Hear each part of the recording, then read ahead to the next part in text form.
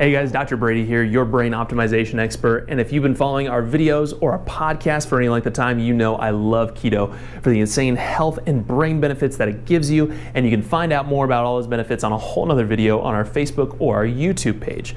Now, I'm assuming if you're watching this video that you are familiar with keto, so we're gonna cut right to the chase and go into what are the two phases of ketosis.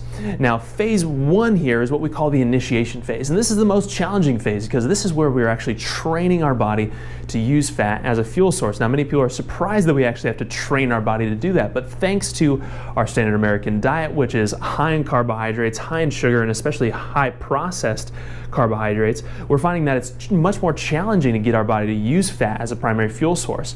And so training our body and training specifically our mitochondria, which is our cells' batteries, that they're the ones that use either the fat or sugar to break it down into energy for your body to use. It actually takes time to retrain our mitochondria to actually use that as a fuel source. That can take anywhere from 4 to 6 weeks. Now, the problem is during this time, you have to be very strict and you have to do it the right way. And there's a lot of roadblocks that many people stumble upon, and there's a lot of mistakes that most people make in trying to get from phase one to phase two. But the ultimate goal of getting through phase one is to get to phase two. This is when your body is now finally adapted at using fat as a fuel source. And this is a beautiful phase to be in because this allows you so much more flexibility, because now what you can do is you can actually fluctuate in and out of ketosis as often as you need, which is really powerful and allows you so much more flexibility with your lifestyle, especially if you're combining with other things like intermittent fasting.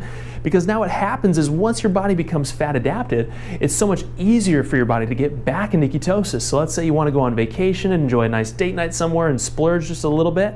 No worries, because you can go right back into it because your body has finally become fat adapted and has built the resources necessary to use fat for fuel.